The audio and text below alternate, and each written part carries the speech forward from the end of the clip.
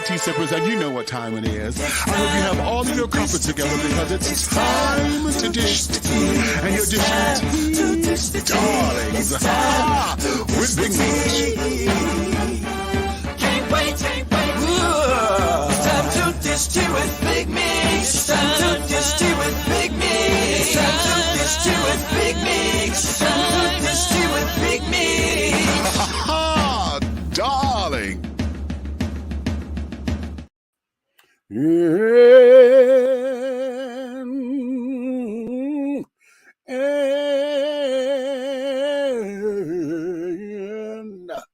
hello.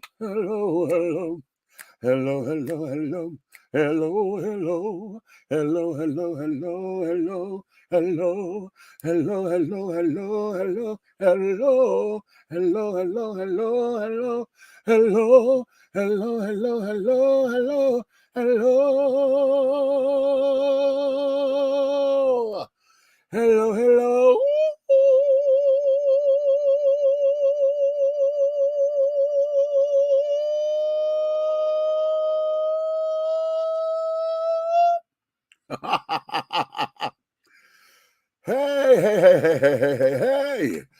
What's going on to all of my tea sippers, my crumpet dunkers, my tea brewers, my pot stirrers, my tea baggers, and my tea leaf readers, honey. What's your tea? What is your tea, honey? It's another glorious day, my darlings, honey. And I hope you have all of your crumpets together, my darling, because it's time to dish tea. And you are dishing tea, darlings, with Big Meat. What's up? What is up with all of you? Yes, baby, I'm back.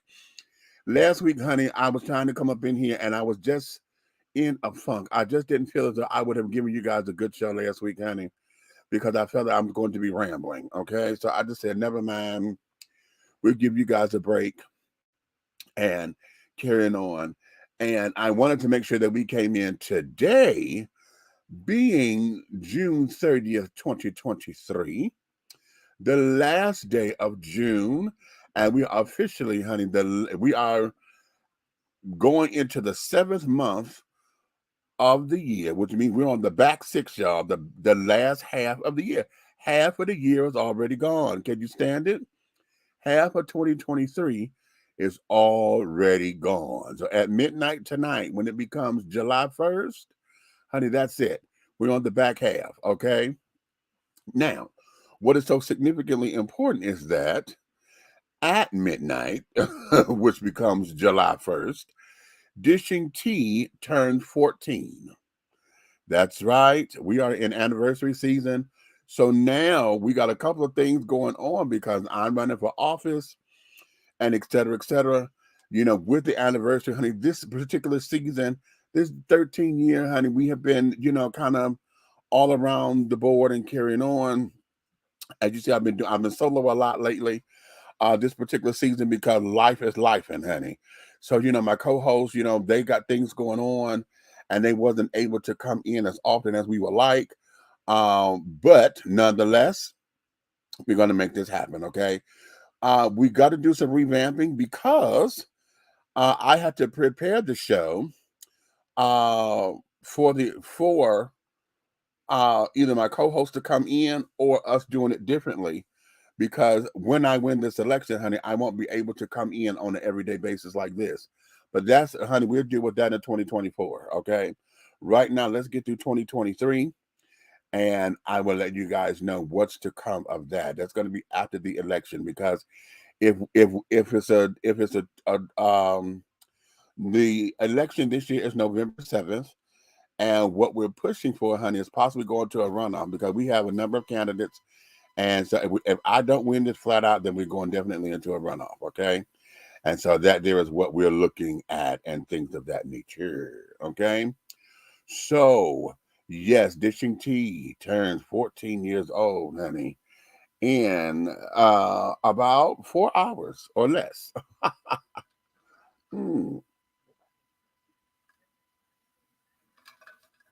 Oh, okay, I needed that. This is not alcohol this time, y'all. This is just some Powerade, some white cherry Powerade, honey. Okay. Oh, that's what this is. So now, let's get into it because we got a lot to cover. Okay. We have a lot to cover. Um, First and foremost, let me get this on out the way because this here is one of those things where I'm in my feelings. Y'all know I don't like when folks go after my mama. And y'all have not been kind. Y'all have not been kind with Mama Patti. Okay, y'all have not been kind. You have not been kind. You have not been kind. And so because of that, I've been listening to commentary and people mad, and I've heard the word disrespectful being used so many times. Oh, that's so disrespectful. You can't honor her better than that. You should at least learn the words and blase yakety. Well, let me look at this from a perspective, from my perspective. Number one, this is the BET Awards, okay? And one of the things about the BET Awards, though it is fabulous for the culture, it is absolutely what they do with bringing in the old school artists and carrying on, what they do with all of that is absolutely phenomenal, okay? I did not watch all of the awards. As a matter of fact, I was waiting to say something about this because I hadn't seen Mama's complete performance. I've only seen the clip where she, everybody talking about, oh, well, she said, honey, I'm trying, y'all, I'm trying. That's the only part of the song the only until today. And I watched the whole, they finally posted the whole performance. And I'm like, okay, I see what this is. And no, it wasn't her finest moment. It wasn't as bad as the Christmas moment. Okay. It wasn't as bad as the Christmas moment, honey. Well, where my background singers? It wasn't that bad. But okay, we had a flub, and all right. But singers do that all the time. And I done heard the children over there, and I'm gonna get on Funky Dineva for just a second because that's my sister. We haven't met each other. We haven't even spoken to each other yet, but I respect her a lot. It took me a minute to understand what it is that she does and understand her brand. And now that I got it, I love Miss Funky Dineva. Okay. But she's like, okay, if this had been anybody else, we would rake them across the coals and yada yada yada yada yada. So, Miss Patti, honey, especially you a veteran, honey. You've been in this business for 60 years. You should know, you should know. You should have at least rehearsed the damn song and blah, blah, blah, blah, blah, and all of that. I'm going to say this. BET is known for having this last minute tribute shit because they forgot or it just seemed as though they just threw it up in there. All right. Now, granted, they had to have had some kind of rehearsal because Mama had to learn how to sing with the band. Okay. So I'm sure that at some point in time, as they were going through or whatever, not that she had to, that she came in relying on the teleprompter or whatever. The teleprompter has always been there. Now, Mama has been using that teleprompter for a while, okay, to make sure she got the words and make sure this, make sure that. I've seen, I've heard somebody say, I don't want to hear no excuse about her forgetting words of her own songs or this, that, and the other. If she that damn old, she needs to retire and stop singing. Well, she ain't gonna do that. That's number 1, 2, 3, 4, 5, 6, and 7. Okay, she's not going to retire like that unless it is mandatory. Okay. At the same time, here's something to think about. This is a tribute to Tina Turner. Okay.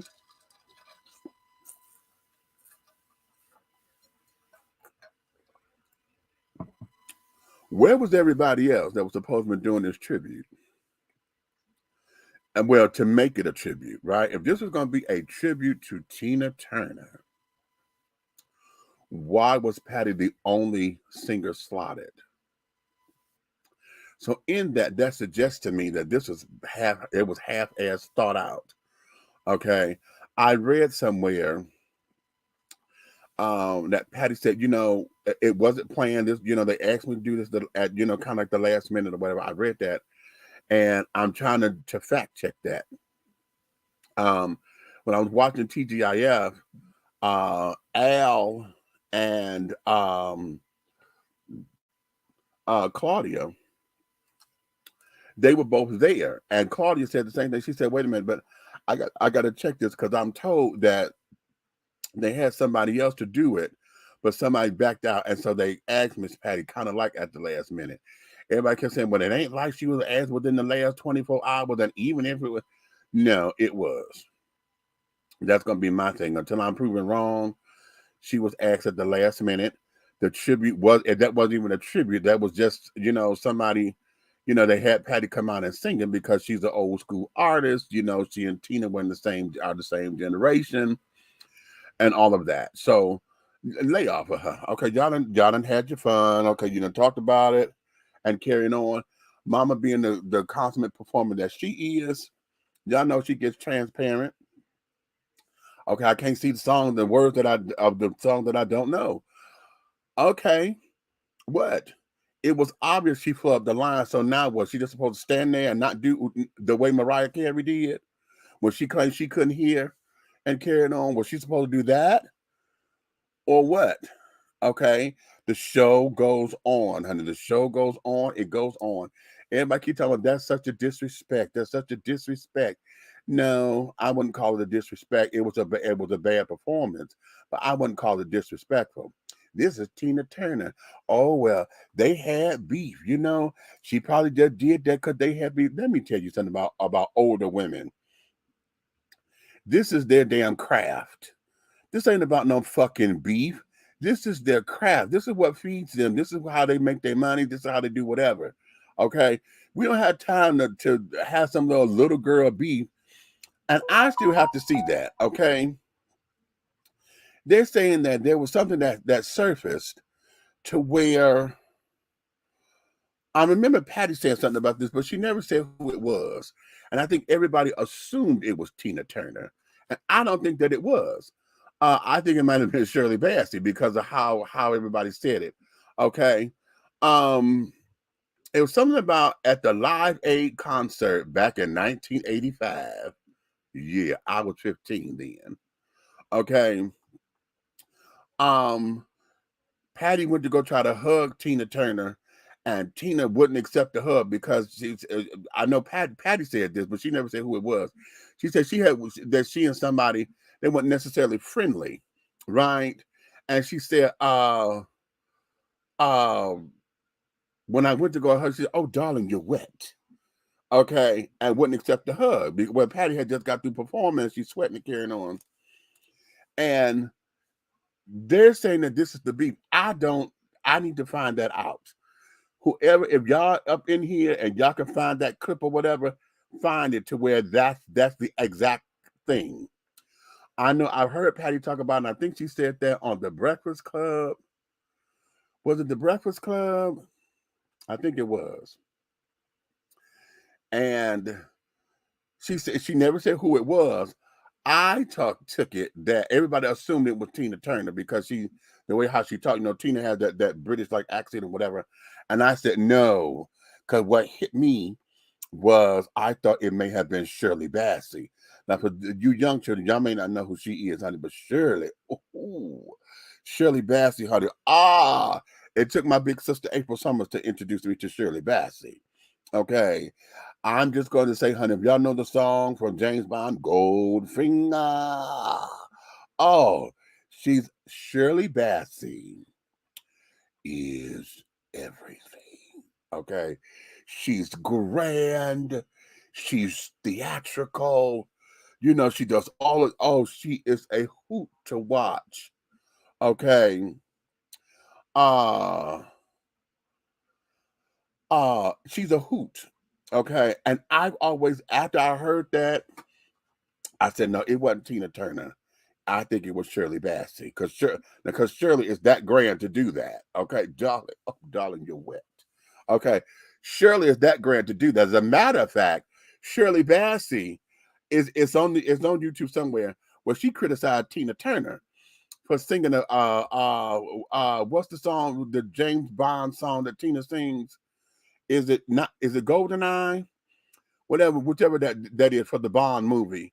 And Shirley is saying, "Oh no, honey, Tina doesn't have the chops for that." Shirley says that about Tina Turner. So, honey, listen, okay. But whatever this little beef is, or this so-called beef that the public has put out there, I think they're reading into it because I know Patti said it that it was somebody, and she said that they're not close. You know, she said, and they hardly ever speak. And it's because of, I tried to go and hug her. Oh, darling, you're wet. She said they don't speak. And I said no, because see, if you look at 1993, the Essence Awards, when Tina won the Essence Awards and carrying on, that's one of my favorite clips because um, that's the year that Patti LaBelle honored Aretha Franklin and sang Ain't No Way. And Aretha sat down there looking stupid, honey, like, oh, this bitch just stole my song. Okay.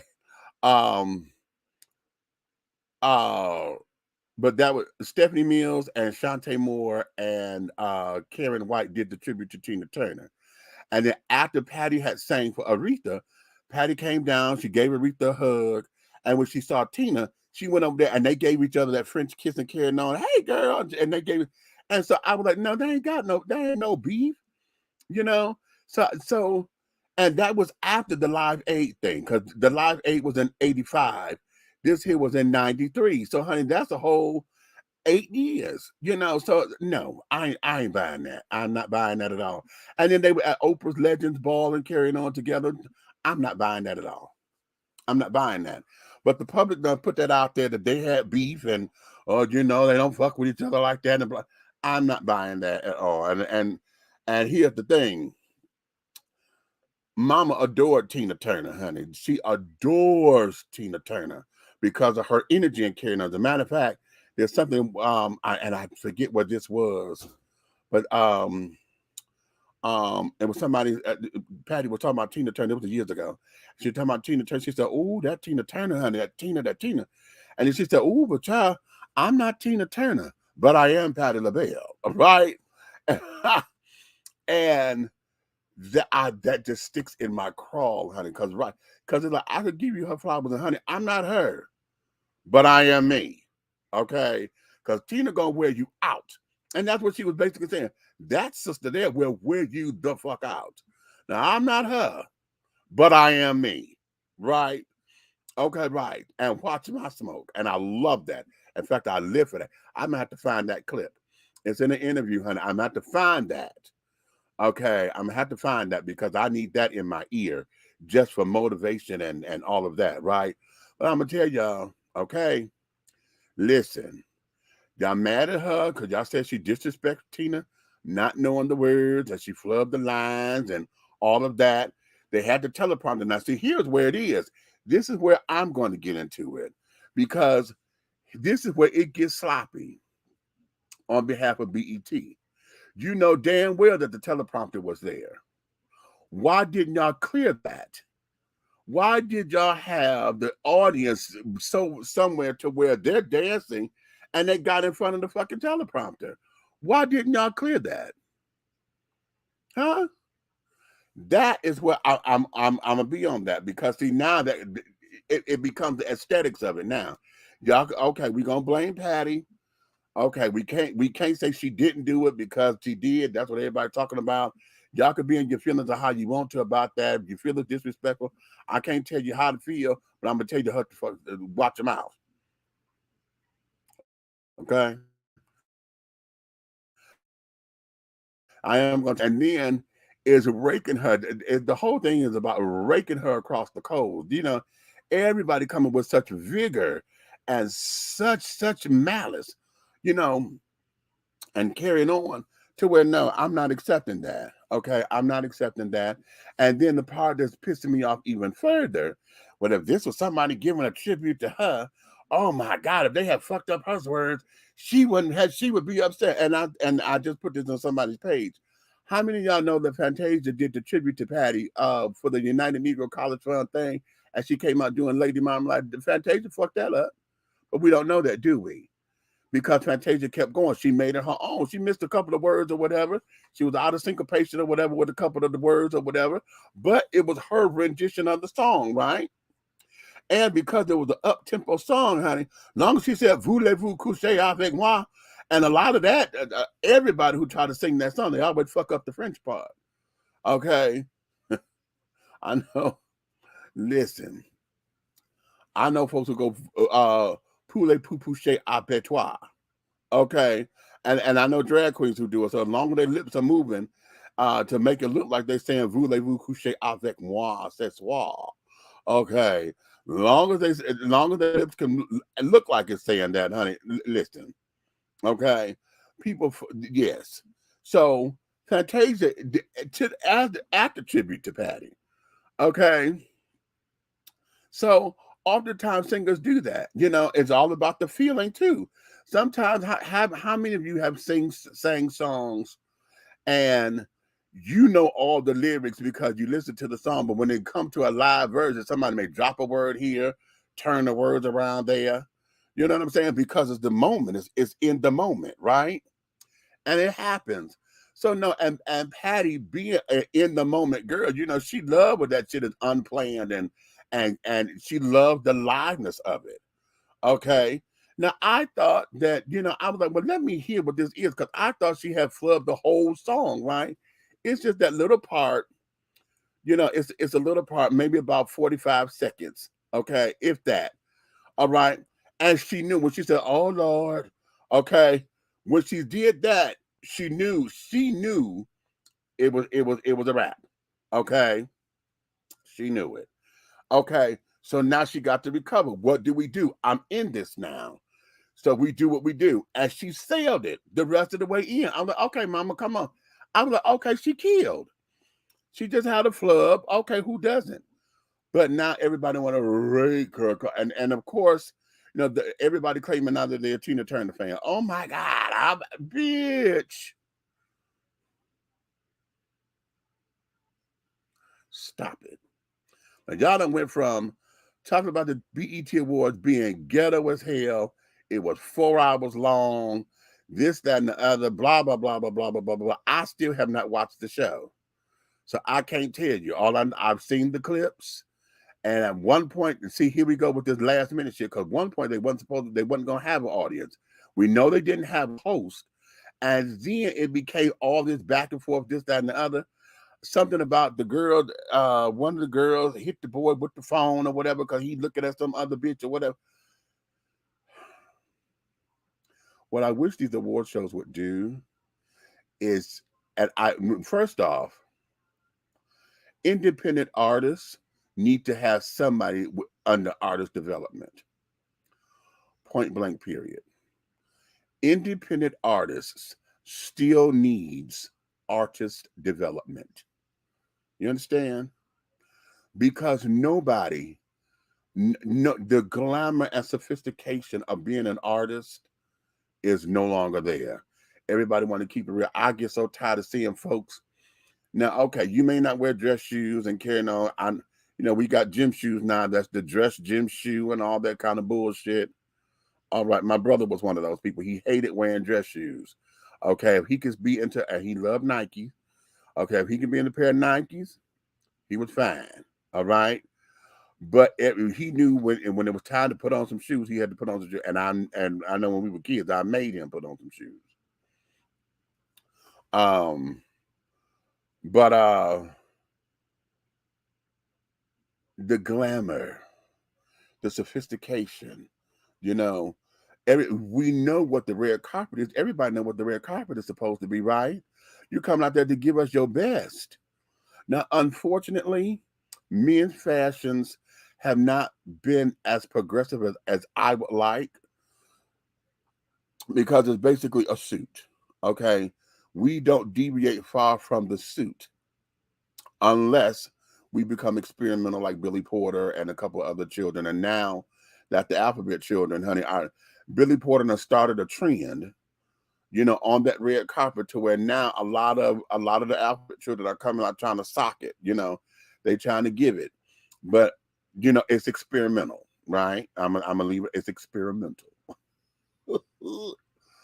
However, we don't have any of that anymore. You know, we don't have all the glitz and the glamour, the femininity, you know, we're getting away from a lot of that. And then the guys don't know. Everybody come in and look at, you know, if you're not a penguin, then you're being experimental with your colors, you know, and really your stylist is not telling you, if you have one, that no, that's not looking good. You trying to set your brand together, be on brand, you know, this, that, and the other. And that ain't that. But all of that about these award shows or whatever, listen, get your mouth off my mama. Okay, get your mouth off mama. Yes, she old and no, she don't need to retire and carrying on. I would say she may need to limit herself now because she's still trying to work like she's a 30-year-old. The girl's still working. Like, it's only 365 days out the year, and I think she's on tour or working maybe like 250 of them days. Girl, you know, and that may be taking a toll on her body physically or whatever. You know, going here, going there, you know, making sure she get adequate rest and all of that. Plus with the businesses, you know, she's still with Walmart trying to develop new things and all that. I'm told there's some new products and stuff that's supposed to be coming onto the line between Walmart and Target, because you know the breakfast food is at Target, which I have not tried yet. I don't shop at Target like I used to. Um, and I need to get back over there and that's what's gonna make me, because I want to try. I don't do a lot of frozen breakfast foods or whatever, but because she got the frozen pancakes and all that, she does have pancake mix. Well, I could do it myself, which is probably what I will do. And the pancake syrup, and something else she got over there that I got to go get. Um, but I need to go try that particular line of products, okay? Because that's mama. That there is mama. But yeah, so come on, y'all. Okay, come on. And then stop acting like that it don't happen. You know, stop acting like that flubs don't happen. We see it all the time. We see it all the time. We see it all the time. And she can't escape her responsibility in it. But I'm also gonna put a lot of that on BET because, like, I know this was last minute because it felt like it just in how it opened up. They announced Patti LaBelle, but they didn't even do a whole thing for, you know, it wasn't even an opening that I saw as far as, you know, this is Tina Turner, you know, talking about a lot. It was nothing. Just Patti LaBelle coming out there because she old school and everybody consider her mama, you know, Mama Patti, you know. So yeah.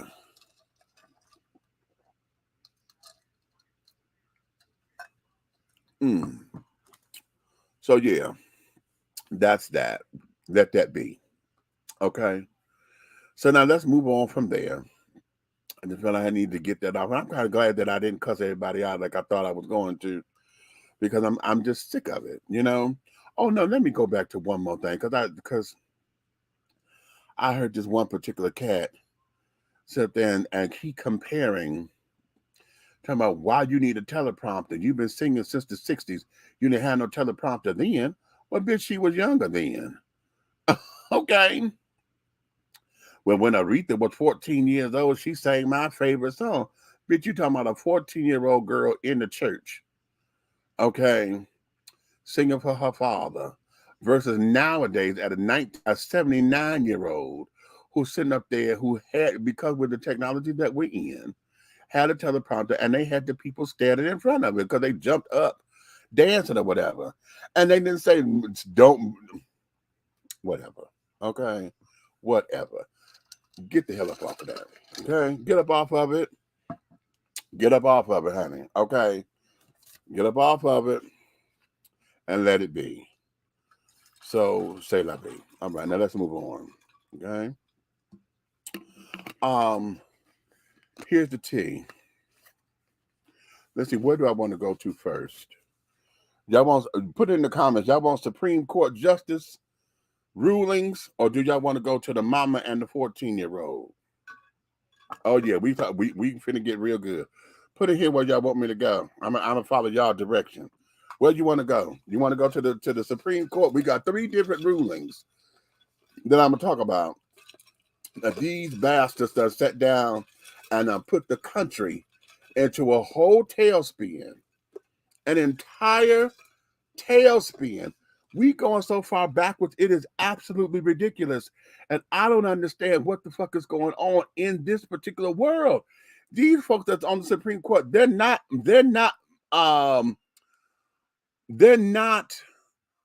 much older than me. Okay. A few of them may be my parents' age or whatever, but remember, my daddy was 16 when he had me. Okay. Going on 17. So they're not much older than me. So I'm trying to understand, how is it that we are here in this day and age? Number one, let's talk about this affirmative action. You have just reversed the whole thing about affirmative action by saying that it is no longer constitutional for educational institutions, higher education institutions, to use race as a means of entry, when we already know that applications and stuff get rejected just off a name alone. Applications get rejected off of a name alone because you sit up here talking. If you got one of those fancy little cute little black names that we done made up, what what did my girl say? Raven Simone on The View, Watermelon Leah or whatever. You got one of these old newfangled names that we love to make up and carry on. On the application, that application gets rejected if the person feels as though they can't pronounce the name. How do I know? Because I've seen it happen. I don't work in HR, but I've seen it happen. I work in the security field. I know what we do when we see these old fucked up ass names come through there because we don't know how to pronounce it. And then it's like, and I'm being very transparent, it becomes very, very stereotypical because we see that name, and then of course, if you know your city, you see the zip code where they coming from. Oh Lord, here come this hood shit. That's the first thing we all say. That's the first thing that we all say. Is it right? Hell no. Does it happen? Hell yes. Now you talking about affirmative action, which, by the way, see, everybody looking at it from Black folks' perspective in the higher educational field, but nobody has made the point that affirmative action has helped the Caucasian woman in this world at a far greater stance than it has ever done for Black folks. Affirmative action is what a lot of that fueled the women's movement. A lot of that is what fueled women entrepreneurs and carrying on. And then affirmative action is also one of those wedges that help divide the Black family. Y'all watch Good Times? Y'all watch Good Times. You know when James had the damn job and he took Florida down there with him because he's going to sign the paperwork and stuff. And because Florida was the Black woman, for them to make their quota of having women and Black folks, you don't hire a woman and a Black man or whatever. You just hire the Black female. You get 2 for 1, and boom. That there has been the system. That there is still the thing. Now, they don't do it as boldly as they did before, but look at all of your executive officers and carrying on. All right? Look at the executive. Wait a minute. Let me rephrase that. Look at your management team versus the executive office. That's how we're going to do that. All of the managers and carrying on, it's very few Black male managers anywhere. You got Black females everywhere managing companies. They are supervisors. They are key leaders. They are divisional. They're not up there in that upper echelons yet, but they're right there, right? They're the liaison. Okay, y'all human resources directors, and et cetera, et cetera. Okay? And yet, our the whole idea of the affirmative action is still benefiting white females even further. Pay and stuff is concerned. You know, we still got the pay disparities going on between blacks and white, and then white women make more money than black women ever will. Mm-hmm. So now y'all have done away with that. So here's the question. Because right now, it's the higher educational facilities and institutions. What is that going to trickle down to? What is that going to trickle down to? Because y'all know this is the smokescreen for everything.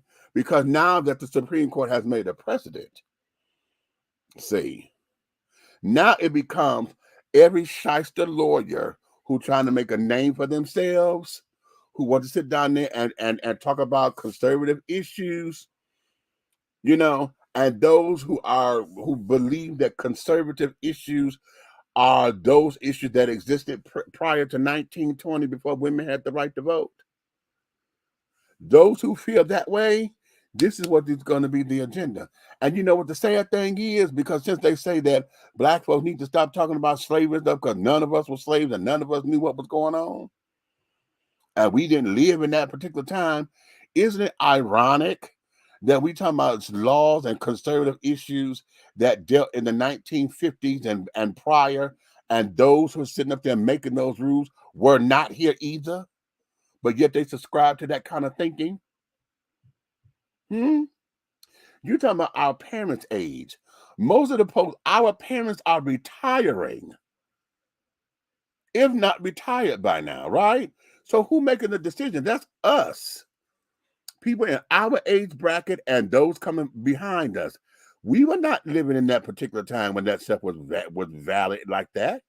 We're the generation that came through when all the programs became in place and everybody was bitching and moaning and complaining about them. We're the generation that came through when Gloria Steinem was talking about women's power. We have, we're that generation. So we know what these struggles were. We understood what they meant. That was part of our social studies classes. So how is it that we, our generation, we sit up here fighting for stuff that we grew up with knowing what it is? How did we get that twisted? And how is it that the regime is not paying attention to that? Huh? How? Who's in bed with who is the question. Because if you follow the money, you will understand it. If you follow the money of who's depositing what and from where, we will understand it now, won't we? Won't we? So now, affirmative action in the higher educational facilities. Now let's go here because I'm going to say something that I don't believe I'm about to say, but it's a factor. Since we're approaching, they're trying to call me online. No, honey, I am online, child. Somebody's calling me on the messenger. Okay. Mm. Ooh. So here's what this is. Everybody who is a Donald Trump supporter was ranting and raving that he gave HBCUs this money, right? I forgot how much it was. Was it $5 million or whatever that was that he gave to HBCUs? And come to find out, it was only in on paper only. That I was listening to Roland Martin, and one of the presidents of the school said, "We ain't got the money yet, and it's not going to be what you think it is." He sat down there and outlined that so deliciously. It was like, oh, wait a minute. So this is all the smoke screen. But everybody's sitting up there, and they praising Donald for actually, quote unquote, doing something for black folk, right? So now, what are we going to do for ourselves? And now that we knowing that this damn affirmative action thing is now it has been reversed. What's the word that I'm looking for? It's not reversed. I can't. What's the word that I'm looking for? Damn it. And isn't it ironic that all of this is coming down after we are in 1 year after Roe v. Wade has been, reversed and turned over, and what's the word I'm looking for? Damn it, I can't. Oh, okay. A year. So what do we have in place? Okay, what are we going to do? Because here's the thing: as much as we talk about HBCUs, how many of us are ready to take our children there? How many of us are ready to make the sacrifices to say, "Hey, okay, we know that you have a fair shot at an HBCU." Okay, because it is a historically Black college and a university. So to where going that we won't have to worry about whether your race is going to get you in or not. You understand? Now, here's the thing, because a lot of folks are saying, well, and they feel as though white folks can't go to those institutions. That's a lie. Because how many of y'all were upset when Morehouse College, what was this? This was what? Has it been that long already? Maybe 8 years ago. I'm going to say a whole 10. I refuse to believe it's been 10 years ago. When they had the white guy who was the valedictorian at Morehouse. First time in what? Maybe in the history of Morehouse? Okay. But they had a white guy who was the class valedictorian that year. All right. Now, it was a shocker, of course, but that showed and proved that white guys and white folks could get into the institution. But a lot of folks have been saying, well, no, those are historically Black colleges and stuff. And everybody was scared that white folks couldn't get in. Oh, that's reverse racism. I remember hearing that when I was in high school. Oh, I can't go. That's reverse racism. You're not letting white folks.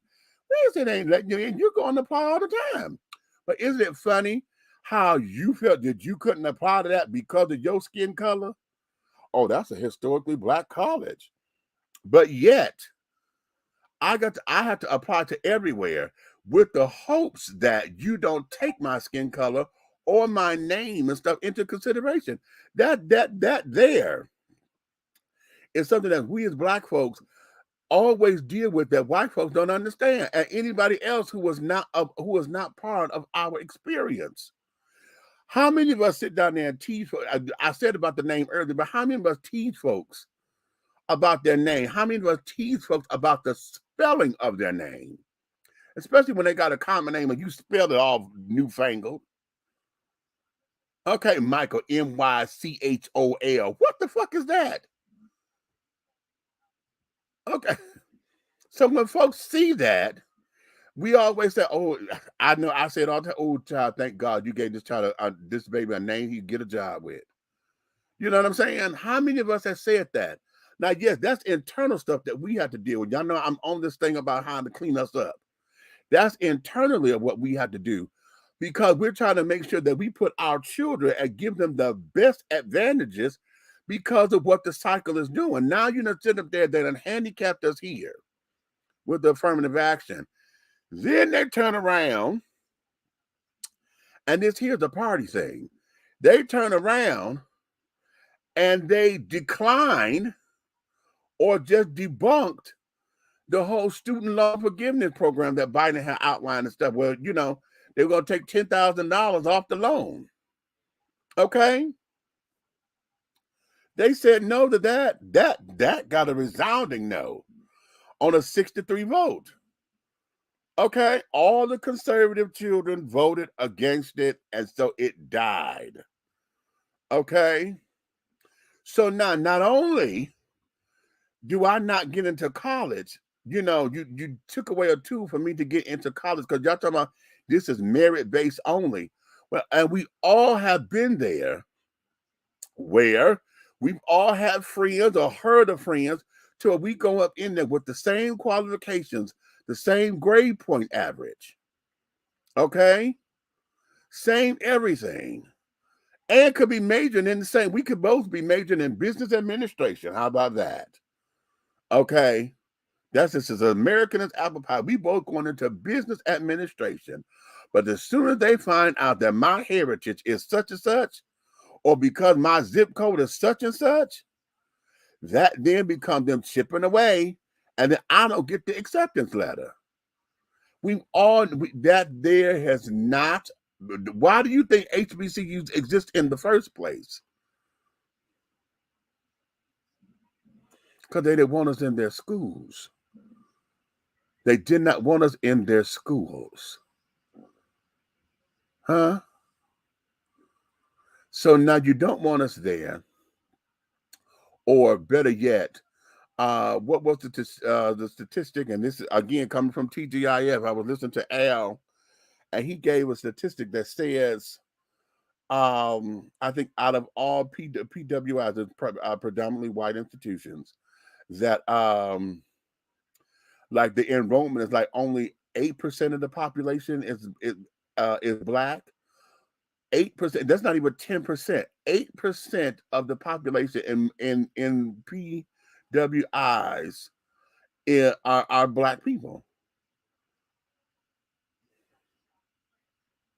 Okay.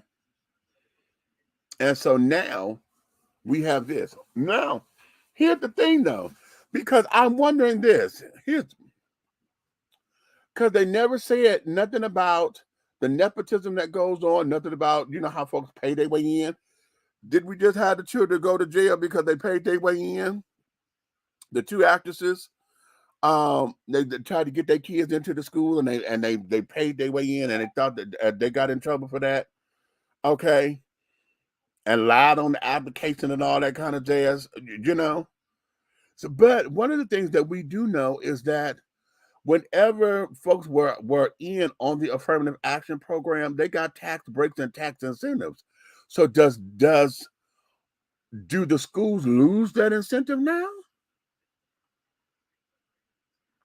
Do they lose that particular incentive? Because if that's the case, then okay, then that puts it on a little bit of a playing field, because you're not getting the government kickback. But then what does that mean overall?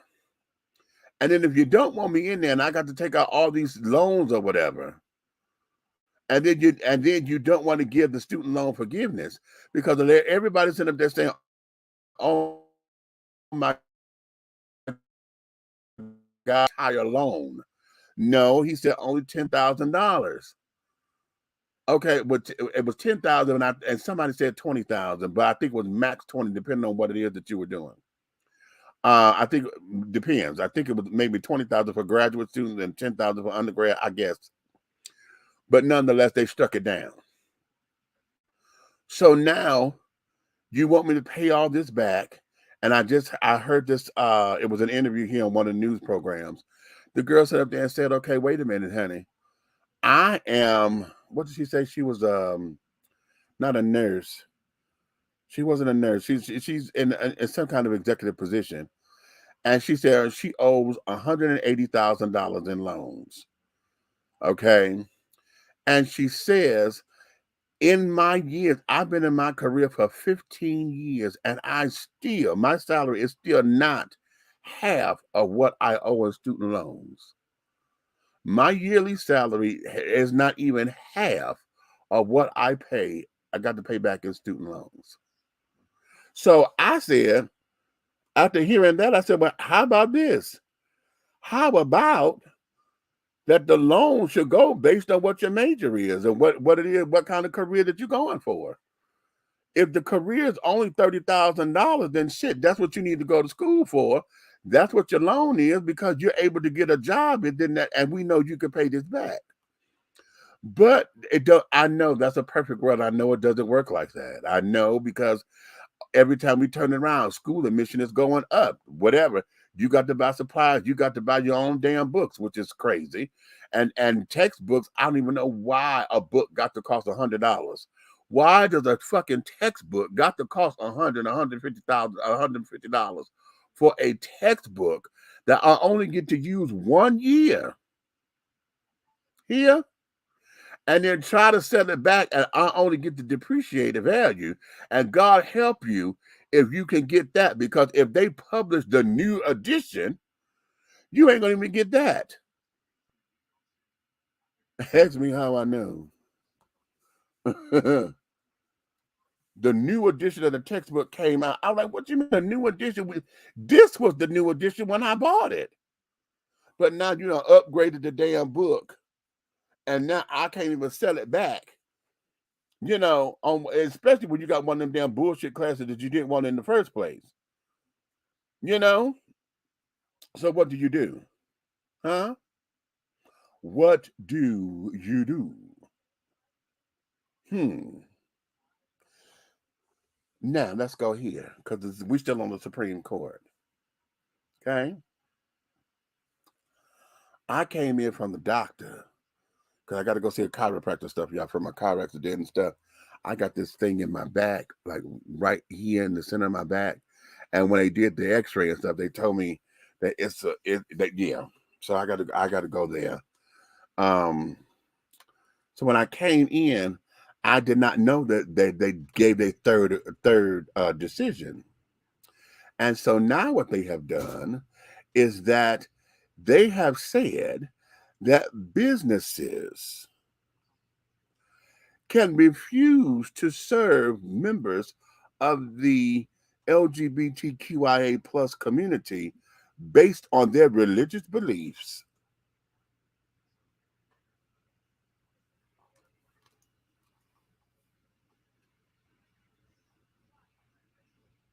Now, there's a specific case that this decision is rendering on, and I don't know the case, but there's a specific case that this decision is tied to. All right. At the same time, because of that precedent, now we got the evangelicals and all those who feel as though because I'm Christian, because I'm Buddhist, because I'm this, and my religion says that homosexuality or whatever is wrong and this, that, and the other. If you come into my establishment, I can refuse to serve you based on my religious freedom. Really? When that's all subjective? When it's all subjective? Really? So now I'm a black man who is gay and want to go to school, but because my merit wasn't enough, because my name happens to be Demetrius without the U. Okay.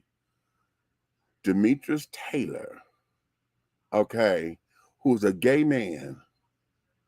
But because affirmative action has been, I got to now race against time with this and hope I get into the school. Because now I want to go, post-secondary and whatever. I got my my bachelor's. I want to go get my master's. Okay. The student loan forgiveness is done away with, or the idea of the program. So you're not going to forgive me.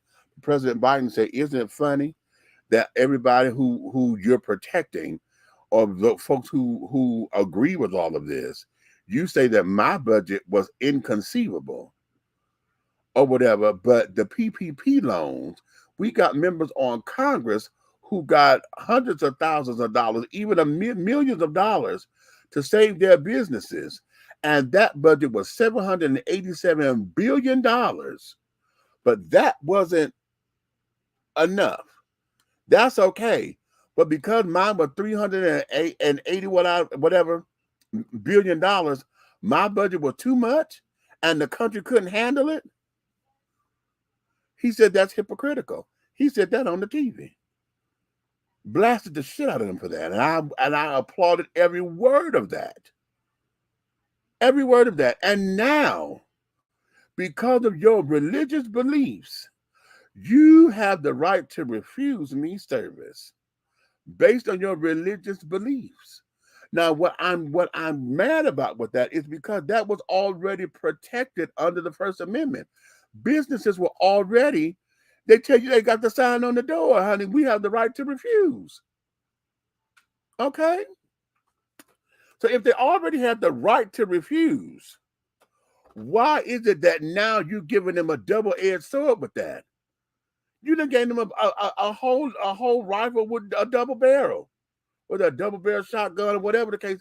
Y'all done sat down there and just doubled down on this to where I can't discriminate because I can't discriminate based on race, age, da.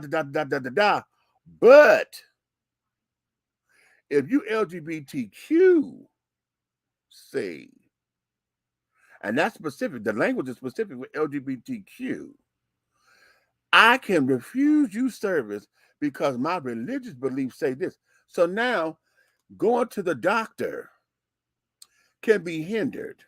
Going to the bank can be hindered. Going to go get an apartment can be hindered based on your fucking Christian beliefs. No, your religious beliefs. I'm not going to just put that on Christianity. Here, the Supreme Court said yes to that. That's what they have activated. I could go down here to Kroger, and because I got on my pink and purple, or because I'm carrying my purse, and you perceive me to be gay, how about that? No, wait a minute. Wait a minute. Hold on. I ain't got to have on none of my little do-wah-diddy. I can sit down there and just go in there, but because you perceive me to be gay, because I snapped my finger, and you think that I am, then you can sit there and say, oh, well, my religious beliefs say this. And rather than get into a whole all-out discussion about it or becoming a thing, you could just refuse me service because of your perception of what you think I may be. And then I'm just supposed to accept that. So what do? I fight to give you my damn money, or do I walk out the store and go someplace else? And then where do we go? So that's becomes the bigger question. Because now, after all of this shit, black folks, they're trying to tell you can't go to school. They don't want you educated, okay? Or because they say that this needs to be merit-based, okay? And it's awfully funny that Clarence Thomas, whose sole career is based upon him going through affirmative action and getting into the schools that he's gotten into and having all of the opportunities that he has had before becoming a Supreme Court judge. He's the very product of affirmative action, and he voted against it. Let me go to these comments. Let me go to these damn comments, honey. Let me go. Hey, Big Meat, here's my tea. I have a show that might get me in trouble if I put it up and somebody dug dirt on these people from back in the day. Oh, Lord. Okay. The show is with Rudy Vale, Al Johnson, Jungle Book soundtrack, Billie Holiday, and Ella Fitzgerald and others. Oh, girl. Okay, here you go. The Jungle Book soundtrack. Ha. Basically, I mixed in very school jazz with show tunes and Disney stuff. You think it'd be a problem, but no. I say go for it, honey, because I think that's eclectic. Okay, that's eclectic, and that has a ring, honey. I like that. Where were you last week? Ready? Go ahead and ramble. We love it. Okay. Okay, hey, Meech. I can't see Tina doing that to Patti. I can't either, child. Okay, as long as it's the same voice that's on the record and the band plays at the same tempo, it's all good with me. Okay, dig it. Okay. Look at everybody who's not independent artists. They need some major artist development. And I'm not arguing. I'm just saying, I believe that. I'm saying all of them need that. I'm good on independent artists because independent artists are just that, independent.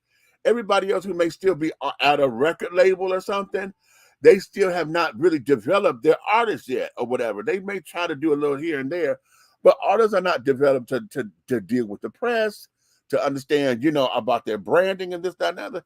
They're not doing that. They're not doing that at all anymore. Hey, Theo, talk to the people. Well, that's what we're trying to do, honey.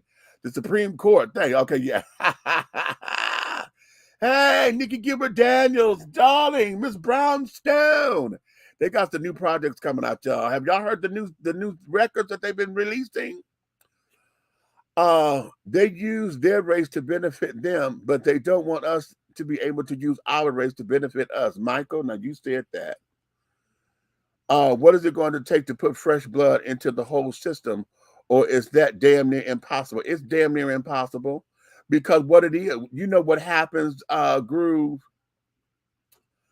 when you start to groom folks, to be your successor, you groom them to be just like you.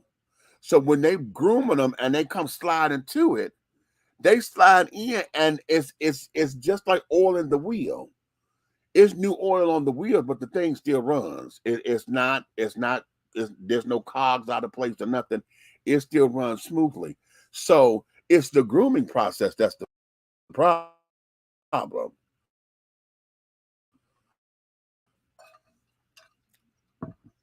Okay. Theo said, "What? Be careful. They're trying to take us back to what they call the good old days when the so-called Constitution was written. We were called slaves, property, or what was the word? Chattel. We are aware the illusion of inclusion." Theo, mic drop. Mic drop. Just always the way out. I applaud Biden too. Yes, because listen, did y'all hear what Biden said, honey? He said, okay, well, since y'all didn't do that, what we gonna do was this. Okay, since you're gonna make them pay it back, okay, we got to come up with a way to make this make sense. So he said what we're going to put into place. First off, he said we know it's going to take time, so you may miss a couple of payments or whatever. So we're going to make sure that the bureaus, the banks can't sit up there and put that on your credit report for a year. They're going to wait a year before any of that reporting to the credit bureau starts again, because that gives you time to get back into, making your payments, having to pay it off, and this, that, and the other. Then he got some other things that's in place that he said, listen, we got to do this and got to do this. And so what I loved about it was that they came up with, a solution-based something, instead of sitting up there saying and cussing and fussing and saying, oh my God, and did this, they did this, and they trying to throw it my in it. No, he came, okay, well, since y'all did that, which was a travesty, and he blessed them, then he said, well, we're going to do this. This is how we're going to do it. Okay? So boom. So yeah, they own it. They own it. And independent artists get to choose whether they want to be a part of the booty crew, or not to make money, and that's important. Okay, right. Okay, that's the way it is. The major artists are part of the damn booty crew to make the damn money. Okay. All right. And there you have it. Okay, and there you have it. So now, here's what it is. I've been asking this question. I'm like, what are we going to do? If this is not giving us the fuel to start our own businesses, to build our own communities again, and this is going across the board, because now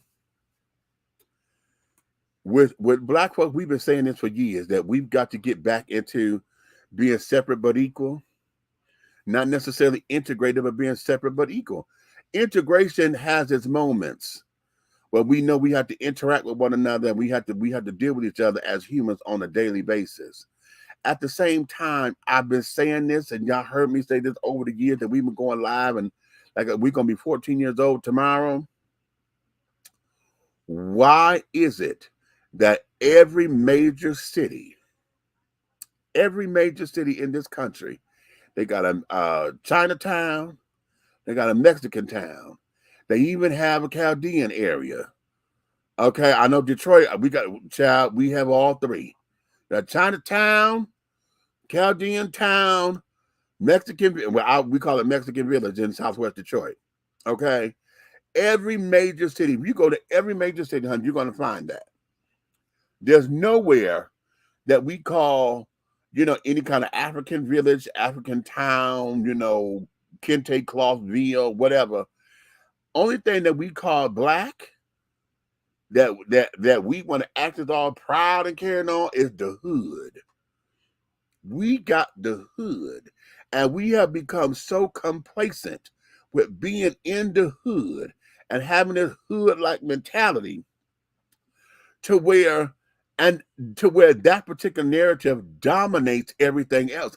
And it's only a handful, it's the few of us who end up creating the narrative for the whole and the masses. But we as a culture, we end up subscribing to that shit, because we still have this thing of what is and what ain't Black. Why do we do that? we are now in a position to where they're either going to force us to feast or famine. You understand?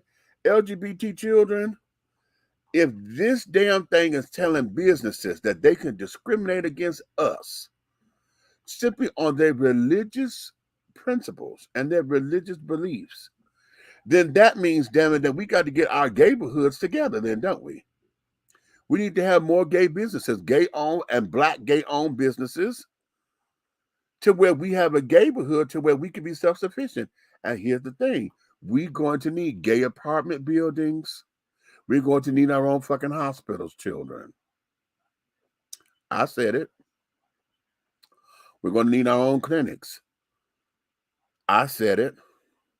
Now, black folks, I dare you to tell me where this is different. I dare you.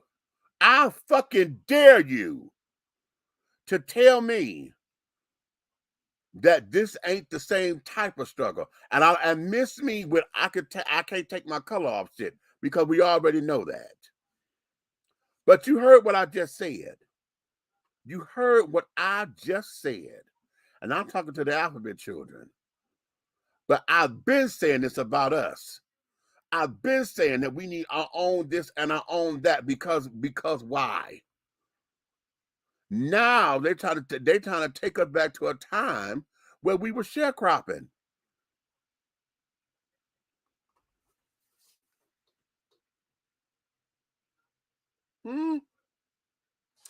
I get so sick and tired of us trying to play the damn poverty, the oppression game.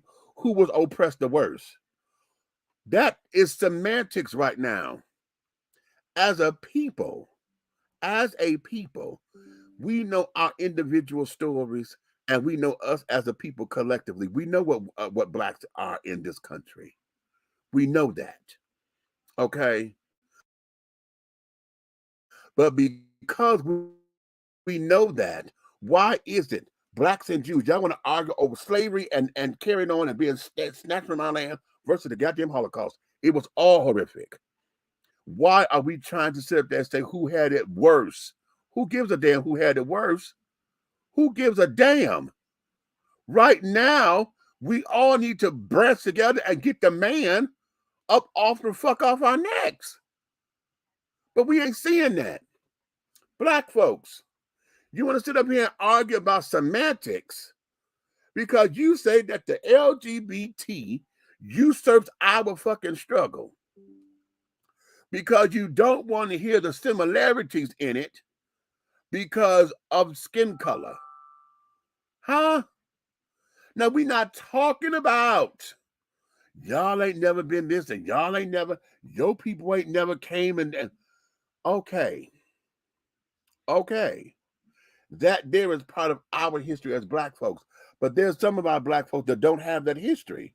Those who are in the islands and carrying on, a lot of those islanders that we don't like over here in the country, a lot of them they don't have the slave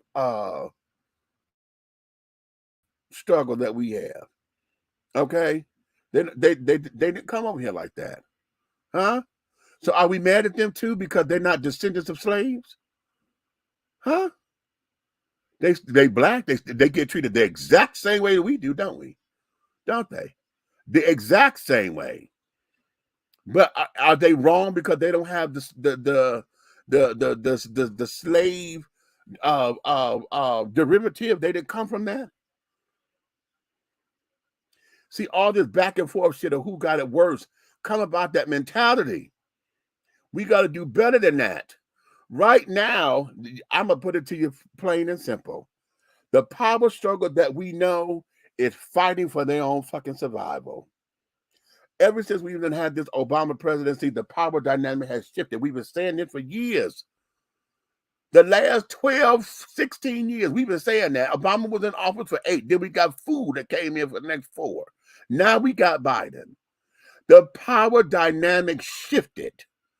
And when Fool got up in there, Agent Orange got up in there and tried to snatch it back, what he did was turn it upside down.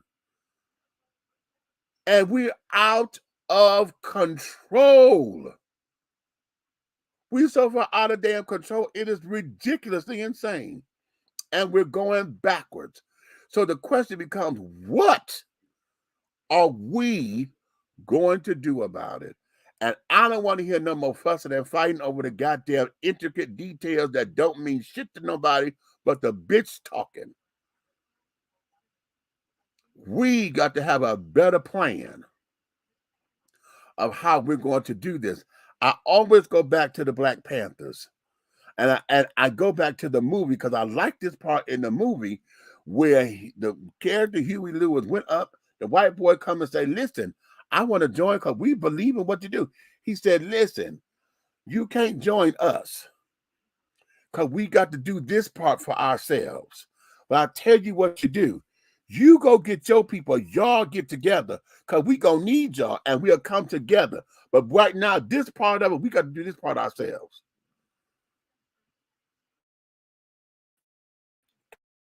And that's then what? Okay. When it got time and we got in there and we got to training ourselves, and that's when the lunch program came. You didn't want to feed the kids or whatever. They were trying to get away off the food stamps or whatever. Then hell, we sit up there and feed our own co-ops and things. Make sure Miss Smith don't go hungry. Everybody put some money in the pot. Then we go buy in bulk. You got so much food here, you had so much to where you couldn't do nothing but give the rest of it away. After I done got my portion that I paid for it. Okay. Everybody got their portion. We got so much left to where, hell, we could go get Miss Smith. We can go get Mr. Dixon. We can go get Miss Thomas. We can go get Mr. Smith. And we can sit there and still feed the community and still have something left over. That's what we got to get back to. That is what but the question is going to be, who is going to do what? Because everybody waiting on one person to sit up there and take the lead. We waiting on the leader. We still waiting on another Martin Luther King. We're still waiting on another Malcolm X to sit up and to take charge. Well, damn it, if you don't, we done came from this because we're so selfish now. We don't want motherfuckers in our business to carry them. But how come you ain't started with your own house and your crew? How come y'all don't have a co-op together yet? Huh? Huh? Y'all go to the farmer's market all the damn time, honey, go get your fruits and vegetables and carry them. Ain't nobody thought about going down there to see what the co-op is going to be so you can buy by the pound. Huh? Ain't nobody thought about doing that yet. Girl, come on. Yeah, and wait, whoa. For those of y'all with all these thousands of dollars worth of damn food stamps, woo!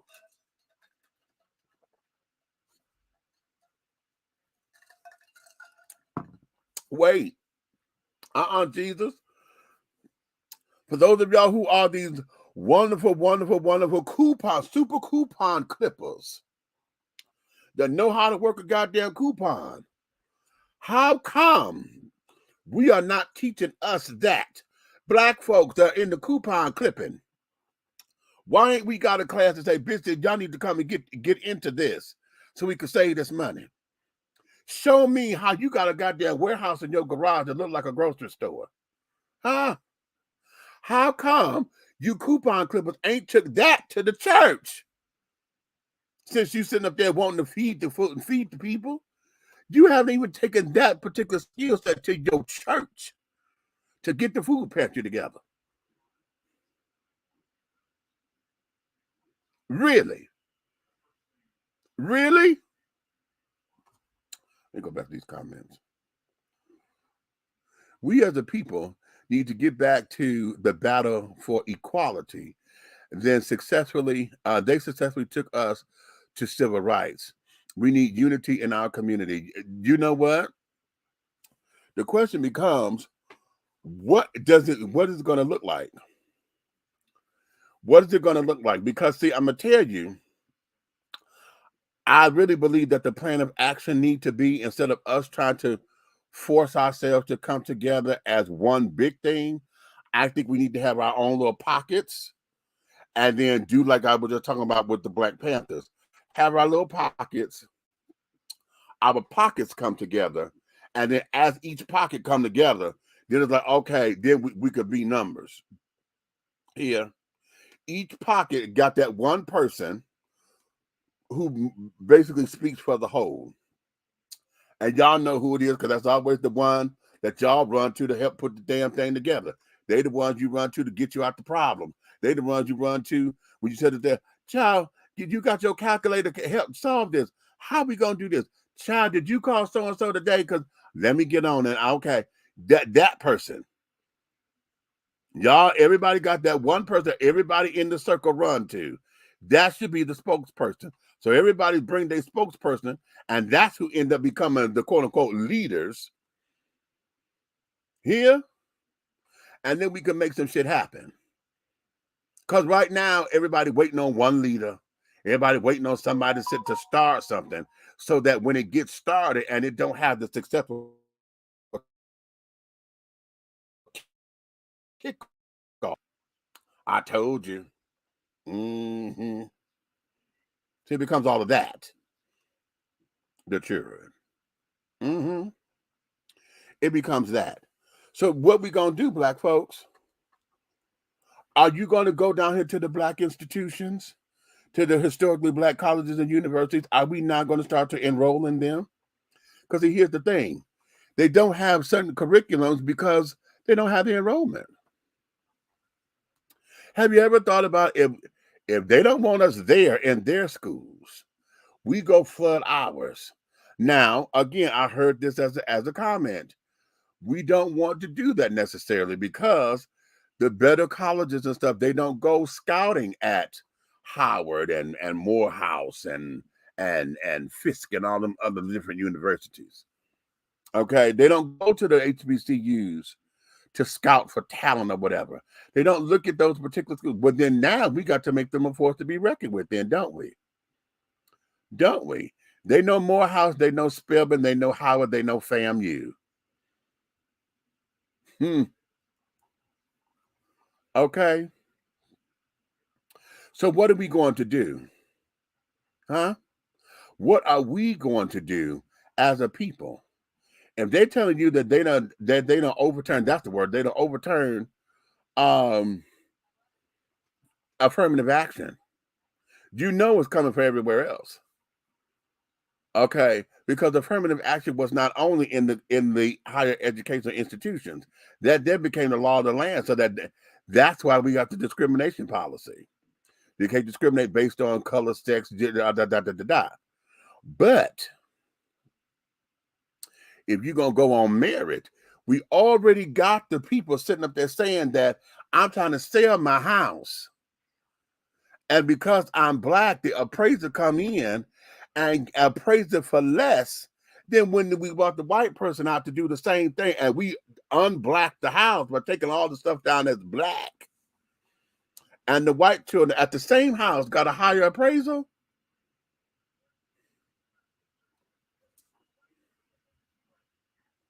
And y'all don't believe that this particular case is not going to sit down there and roll that back? Huh? So what are we going to do? What are we going to do? I started to sit back bitching and moaning and complaining. Here they go. White folks doing this. White folks doing that.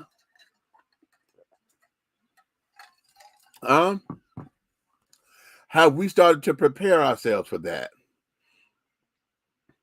Those of you who are already homeowners and things, what are you doing with your homes? Are you preparing yourself for the time come when you have to sell it, downsize? Okay. Hey, are your children ready to take over the home when it's time for you to leave? Do you want the home? What have you made preparations? Because y'all know most of these kids don't want the houses that they done grew up in or whatever. They don't want them houses. They gonna sell it because they want the cash. So what do you want to do with your shit?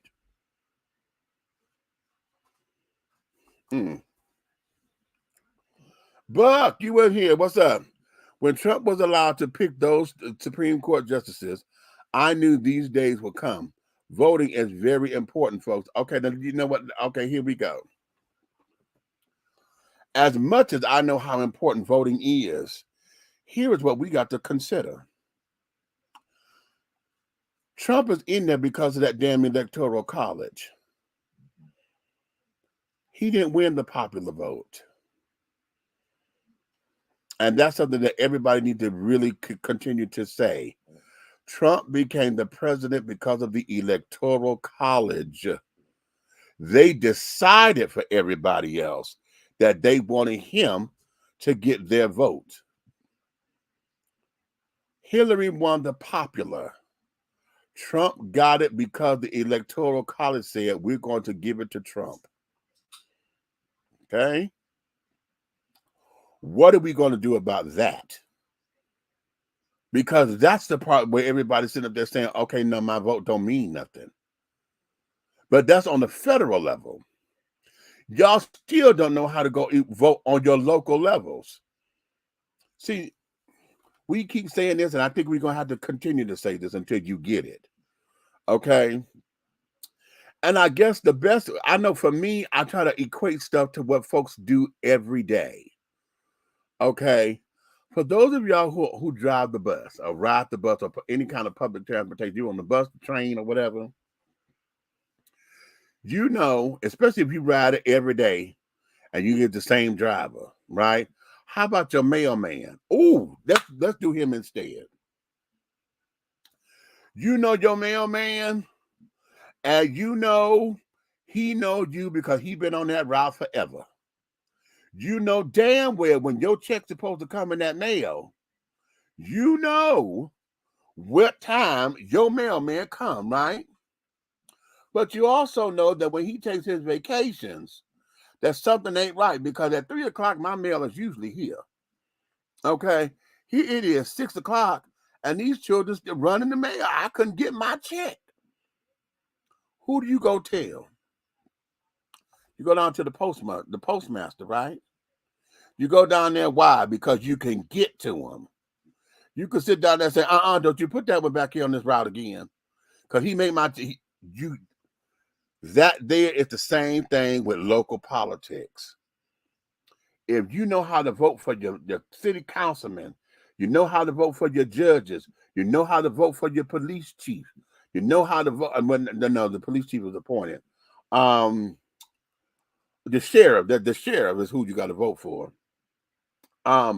You can make and get in their faces and demand change. Also, that damn census. Half of y'all think that because y'all in the same house, you know you're in there illegally. You don't want to take the census because you don't want to get counted. Well, if you don't get counted, and y'all missed it because we just had one, when was the last census? 3 years ago? So we got 7 more years before the next one. So that's $250,000 that should have been yours or your portion of it, you ain't getting. So you can't bitch and moan and complain about them filling up the potholes or whatever, or changing all the light bulbs and things because you got street lights out or whatever. You didn't do your part. I don't care how much you bitch moan and complain now. What does that look like? The bank told you to come get the check. We got $250,000 that we're going to give you, but we're going to give it to you in increments. We're going to give you a little bit every year for 10 years, okay? All you got to do is come get the check. Come get the check and just let me know you're here, right? What did you do? You waited until the last possible day. They say they close at 5 o'clock. Your bitch ass wait till the last day on Friday at 4:59 to race your ass up there to the bank, and they clocked the door. They locked it. Click the lock at 5 o'clock, right when you grab the handle. We closed. But I need we closed, honey. We closed. And that's what it is. Okay? That's what it is. Theo, you say, what? We're doing that in the 60s. We were doing that in the 60s with the Rangers and the Panthers. I've had several conversations with Chairman Fred back there. Oh, really, Theo? Wow. Some of us are still afraid of being killed, like our leaders back then, Medgar, Malcolm and Martin, and so many others. You know what? Here's the thing. If you can't die for something, honey, then what's the point? Because if you're not willing to die for what you believe in, child, what's the point in living? Because your whole essence is based on your belief system, right? So are you leading or are you following? This is why and traditional teaches this. A man becomes renewed by the way he thinks. See, you change every day because as your experience evolve, you start to see life differently and new. So what you once believed once before, you may not believe it the same way or whatever. It's because your mind is open and it's challenged and you're on new things. So that's what shapes you as a person. As someone who we can reckon with, someone who makes decisions, someone who says, okay, you know what? For my life, this is what this is. And so to come against everything that I am means that you're trying to take me out. So if I'm not willing to die for my own ass, honey, no. Everything about me is me. So if it means leaving the fuck up out of here because it's mine, then so be it. Because you're not going to sit down and have me enslaved to what you want. I had to listen.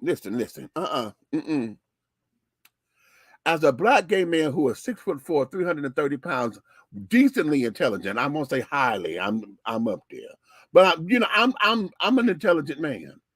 Okay, overweight, asthmatic, hell, ain't got no goddamn teeth and all of that shit. Big nose, okay, and all that shit. Okay, I had to sit up here and have this discussion with the general manager of the donut factory because he came in late on a meeting.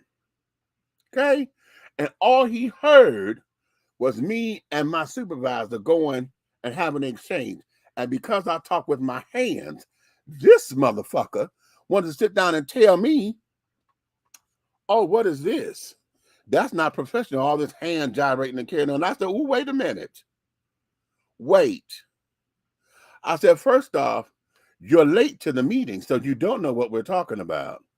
Secondly, you're learning me, just like I got to learn you. And one thing you're going to learn about Demetrius real quick is that nobody tells me how to express me. You understand? I said, now, if we need to take this into your office to have a private discussion about it, oh, we could do that greatly. I will shut all this down so you and I can talk. He said, oh, no, we don't have to do that. I said, good. Because I'm one who talks with my hands. I'm very expressive that way. The drama, the theater, the whatever. This is me. This is me. Okay? Now, I know how to tone it down in situations. I know, listen, I'm 53. I've been doing it too motherfucking long not to know how to wage an argument, not to gauge a crowd. I've been doing this. You're not going to tell me how to do me. And at that particular point, as far as I was concerned, that job was on the line. And if me being me meant that I had to give that motherfucking job, you could take this bitch. You can take it. Because I was looking for one when I found this one. Here.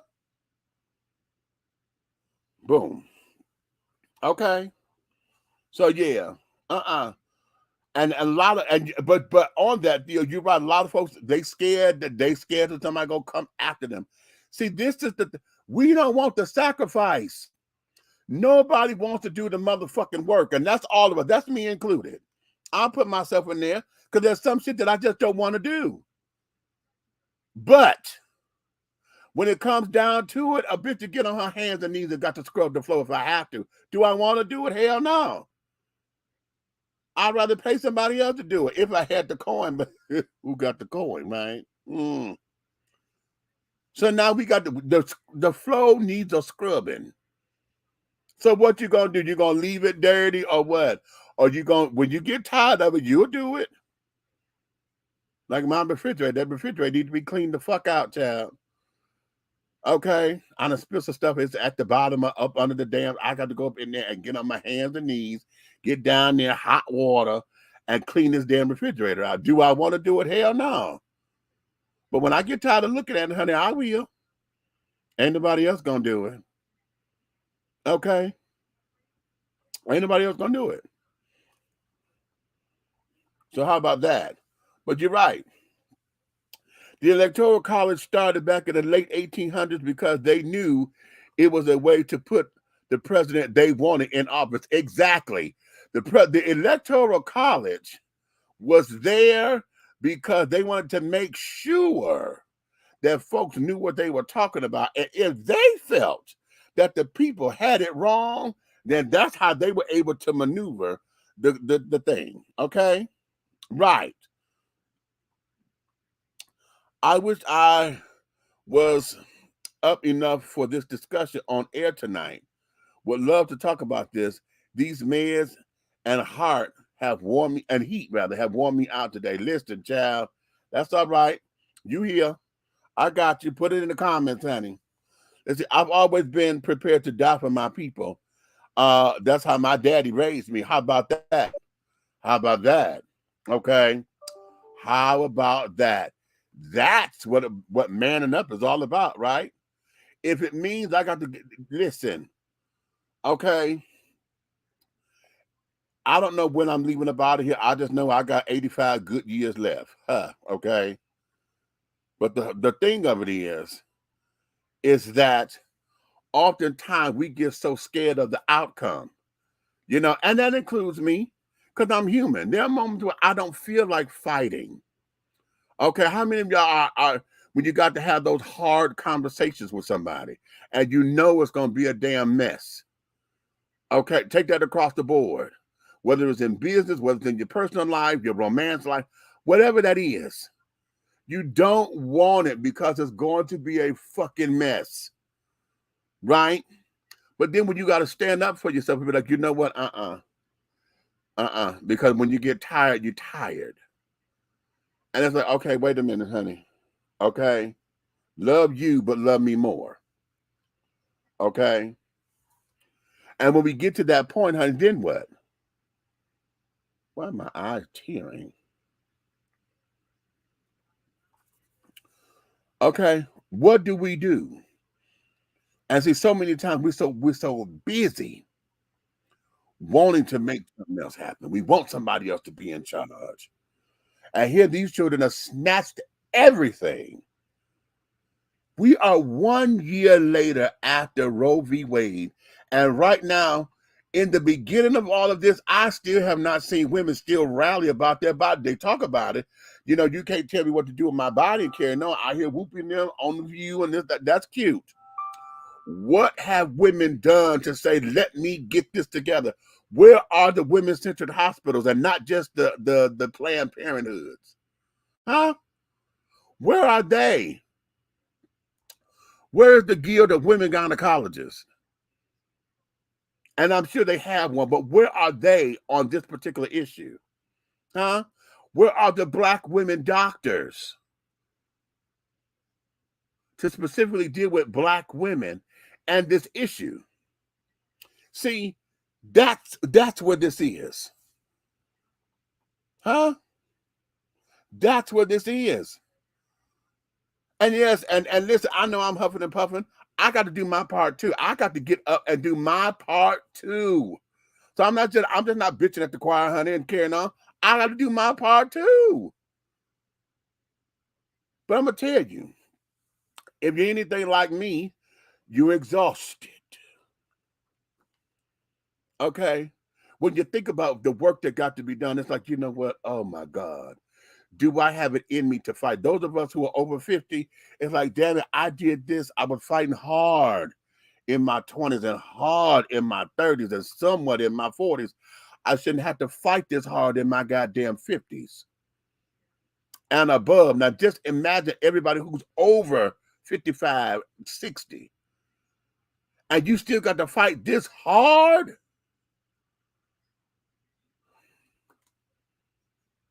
So then the question becomes, do I have the strength to do it? You understand?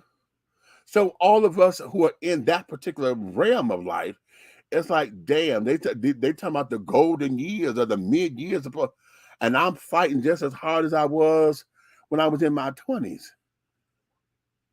You know, I may not have the same chutzpah then. Shit, I can't stand as long as I used to stand. You know, I got to put my glasses on and shit because I can't see that far like I used to see. You understand? You understand? What is that? You know? I'm exhausted. I don't feel like it. Okay. Then we sit up there saying, well, this is the young folks. And then when we look at the young kids, they seem as though they don't know what the fuck it is they're fighting for because they all everywhere. There's no plan of action. There's no nothing. So then it's like, oh, God damn it. You know how your parents used to do that? Go in here and wash the dishes, and you ask me how I know. I used to half wash the dishes. I didn't clean the kitchen. Mama said wash the dishes. She didn't say clean the kitchen. So what did Demetrius do? I washed every dish. I didn't wash not a pot, not a pan.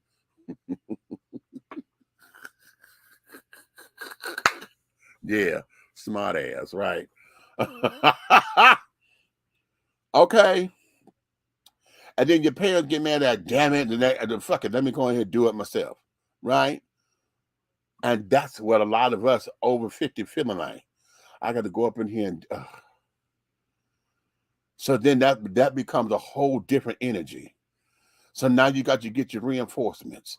You got to make sure you got your damn your Geritol and your no-dos.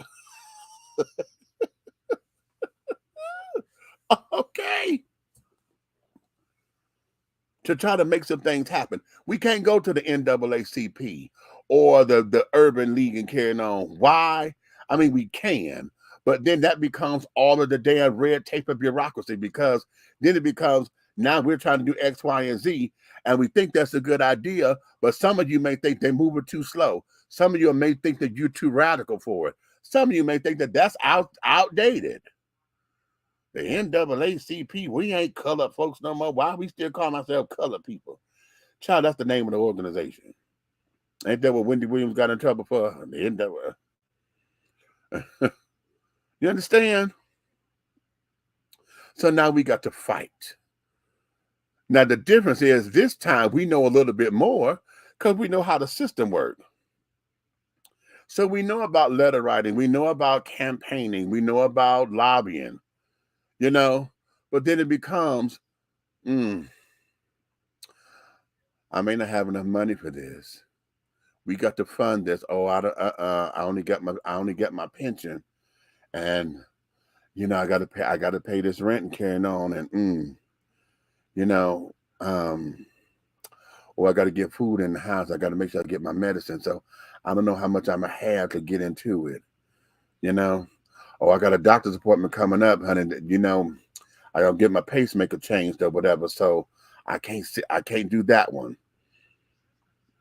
You know what I mean? It becomes all of that. Okay. Those who are over 50 and still working, you ain't retired yet. You can't take that kind of time off. Or better yet, I can't lose my job right now because I don't have a 401k. I don't have anything in my savings. My savings is at $5. You understand? Life is lifing. I don't have the same hunger that I did when I was 20 because I knew I could bounce back. I knew if I quit a job today, I could go get one tomorrow, but damn it, I'm over 50. They looking at me as a fucking liability now. They kept to their standards because I'm coming in with some knowledge. See, these new babies fresh out of school, they can mold them to the company and say, this is how we do things here. I'm coming to you saying that shit don't work because I've done that 30 years ago. They don't want to take the time. They don't want to pay for the wisdom that age brings us. Coming to, if you going to a job and they say, let me see your resume, And you say you want X amount of years of experience, and I'm coming to you that supersedes that. You only asked for 2 years security experience. I came to you and I got 20, but yet you think that I'm a liability. I lost a job. I was trying to get a job, but they told me I was overqualified. And if y'all don't know what that means by now, what that means is they are paying. That's how you overqualified. You know. Because if they hire you, you're going to leave them to go someplace else that's making more money. So they just don't hire you at all. Boom. Okay. Boom. What we got? I die for the day that everybody to live with peace and joy and love, and everybody grooving while they're doing it. Ha, come on, groove. Okay. That's right. Do you unapologetically. What am I apologizing for? I don't have to apologize to be me. I don't have to apologize to be me. And for everybody who feels as though that I'm, oh God, honey, God made me just as I am, honey. Y'all say He is the author and the finisher. Y'all say God knew me before I was conceived in the womb, honey. So if He knew all of that and He saw my beginning and know what the end gonna be, He already know who the fuck I am. That's why I'm still here. So no, I ain't got to apologize for me being me. Hello. Another thing, everybody know God, whoever, whatever they conceive God to be. Just know a loving God, and you be loving like your God. Ooh, that's good, right there. Oh, that's so good, Groove. That is so good. Oh, that is so good. I got to quote that. I got to go. I'm gonna put that on Facebook, Groove. Yeah, I got to put. That's gonna be one of my quotes for the day. That's real good. I think we both need to hire some Molly maids. You know what? I keep wanting to do this because there's this little thing on Facebook. If you've seen the little app, there's a Facebook or Instagram, one of them, and they talk about the little maids and stuff to where you could get, it's an introductory price, of course, but they're like, you get 6 hours, they're $19. They come in for 2 hours for $19 and blah blah blah. And 6 hours for the introductory price of $36 or whatever that is, right? And every time I get ready to click that button, I'm like, no, that's too good to be true. There's a trick to this. There's a trick to this. And but yeah, okay. My brother Meeks, that's why I love you. You speak so eloquently about everything. Oh, thank you. Thank you, Theo. You know what? I thank you for that. Because that's the reinforcement that I needed to make sure that I'm on point. Because oftentimes, because I'm so busy talking in a freestyle manner, my vocabulary is a little lax, because I'm used to using, 62 syllable words and shit. And because I'm on this journey of the mayoral race here in College Park, I do have to tone down my cussing. But I've done told everybody, honey, I'm from Detroit, Michigan, and I'm a direct product of Coleman Alexander Young. Okay, as far as how he looked in politics, and he was very that way with the media and carrying on, honey. When he talked, he talked. Okay, now he didn't come out of a bag unless you came out of a bag, right? And I loved it. And you to trip me out of. In fact, I may end up going on YouTube and studying him because there's, how he held interviews and stuff, honey. When he got mad, he would throw F-bombs. And those of y'all from Detroit, y'all know what I'm talking about. If y'all was alive with Theo and Buck, y'all know. Okay, Coleman was no joke. And so I'm looking to, enrich my vocabulary again and get myself back into where I'm I'm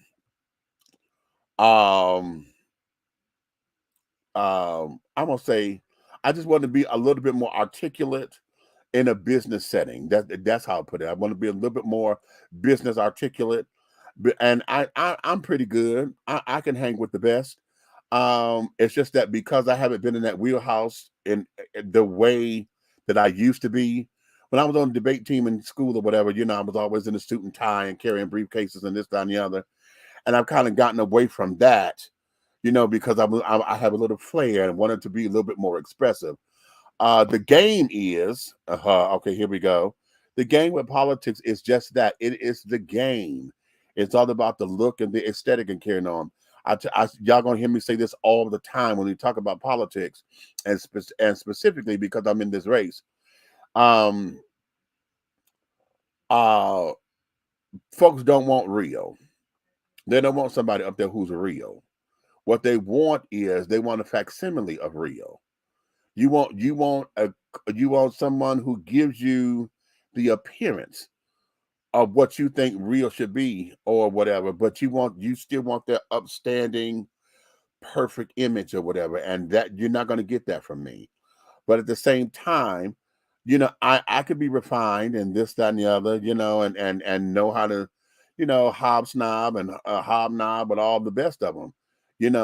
I have a bigger than life personality, so I can't just go in, being so gregarious or whatever, because, it would turn folks off.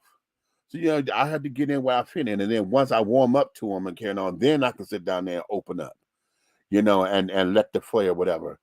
But in this game, honey, no, it's all about the impression, what looks good, what's a good photo op.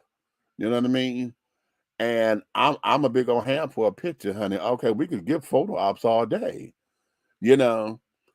but we're going to take care of some business. And I don't like double talk. No, you're going to slow that down, and we're going to say that again to where it's understandable. I don't want you trying to sit up here and twist words and mince words or whatever. I'm one, and I used to do it all the time with the Biden meetings and carrying on. No, stop. Am I hearing you correctly when I'm saying this? Did I hear that right? Okay, let's go.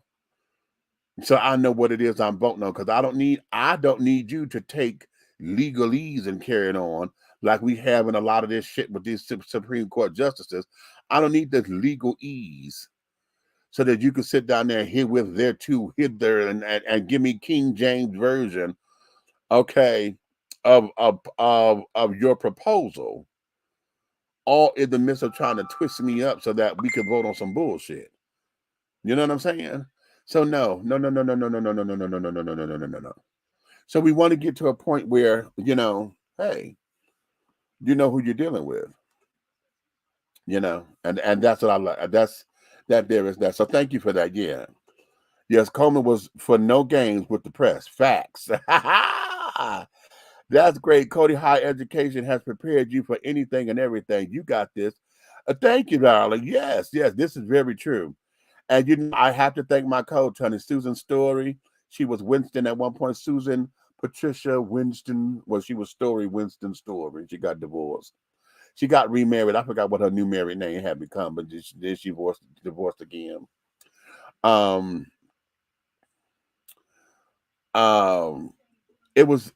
It's taking me there. I'm very proud of Susan and Karen. That's my coach for life, honey. When we were Latrobe Desire in Cody High School, honey, we were preparing for the world. All of the skills and carrying on. I want to get my word list, because as actors, we had a word list that we would use so that we could keep our articulators together. But once I get my grill done, I could actually use my tongue at the tip of my, up. You had to go and touch the top of the roof and all above the top of the teeth and everything to get your articulators working. Because a lot of times, a lot of folks don't know how to talk. Okay. Your lips are supposed to move. Okay.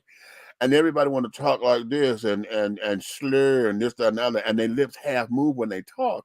And that's because they're not using their articulators, and forming the words and rounding them off and carrying on and this, that, and the other. It's dramatic. It's very dramatic when you're talking properly, and it has a sense of aristocracy and carrying on. But it's okay. It's okay. But your lips are done. You know how to chew. Them bitches can do no. You know how to chew.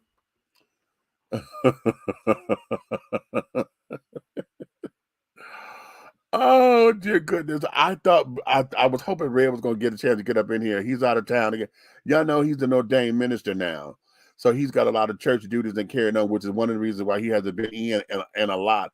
And uh, he's changing his name. Yeah, I know we not all got used to Big Red, honey, but he's going back to he's Minister Lavelle now, so y'all will see that up. And it's gonna be hard not to call him Red, honey, but I call him V, honey, V for Veil. Okay. And yeah, so that there is that. Okay. Oh, thank you. What'd you say, Theo? People of College Park put me in office. You will be ever so thankful that you did. Peace and love always. I'm out. Bless you, Theo. Thank you. And thank you for your support, actually. You know what? I gotta talk because I got to find some endorsements, honey. I need some big old brand endorsements, honey, for the campaign.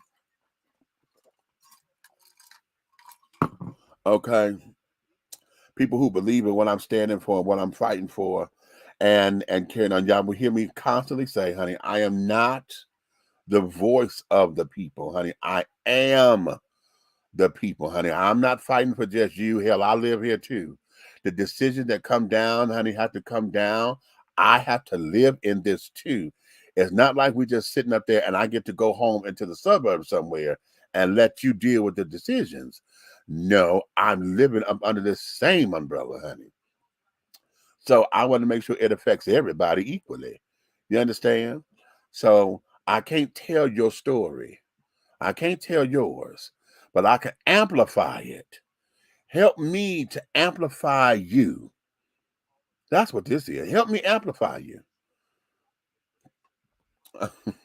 Okay. That's my political speech for now. I had to do a separate one on that. On the Facebook page for the mayor page. If you haven't gone over there to like that page yet, please go like it. We do got some things coming. Oh, you know what? Let me tell you this.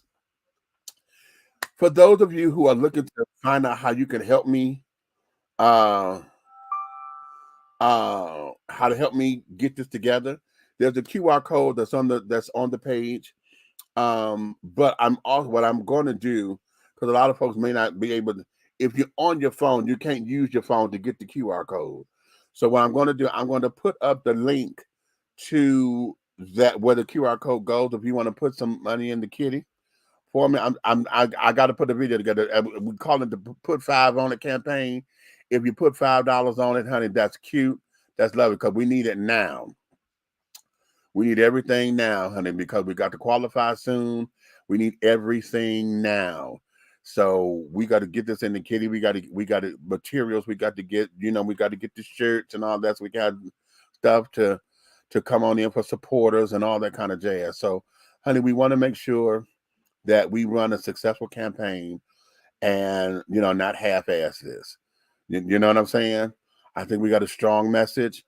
And yeah, your support is cute. If you trying to do it for me, the Cash App is right there. I can transfer it over into those funds and this, that, and the other. But I'm going to put it over here. Wait a minute. Let me pull it up so that y'all can see. I'll raise the money. And I want y'all to go here so that we can get on up in this thing and make it happen, honey. Ha ha ha. Yes, Lord. Okay, well, wait a minute. What's my dashboard? Hold on, I'm trying to get the right little doo-wop. Damn. Okay, where is the thing? Hold on.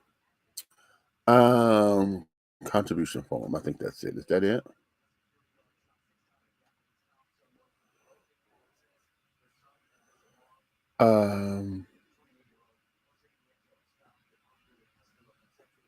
Okay, I think that's it. Let's see.